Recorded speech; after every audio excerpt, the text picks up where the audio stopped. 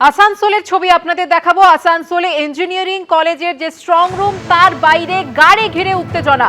গতকাল সন্ধে 2 নম্বর গেট দিয়ে ঢোকে গাড়ি, এমনটাই অভিযোগ তৃণমূলের।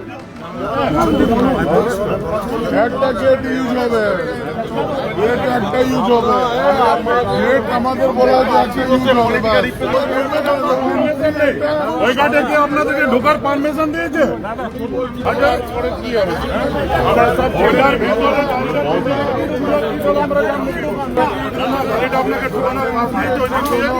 তাহলে আপনি ঢোকালেন কেন?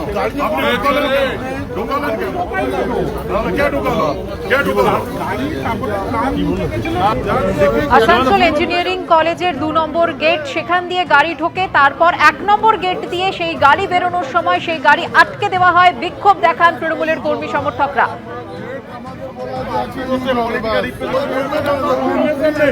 ওই গাড়ি কি আপনাদেরকে ঢোকার পারমিশন দিয়েছে?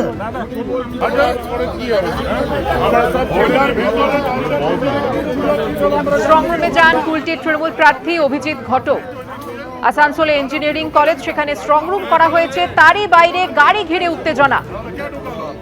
ঠিক কি ঘটেছিল জানবো, কথা বলে নেবো আমাদের প্রতিনিধি কৌশিক গান্তাইতের সঙ্গে। কৌশিক, দেখো সুকন্যা, ঘটনাটা ঘটেছে গতকাল রাত প্রায় 8:30 নাগাদ।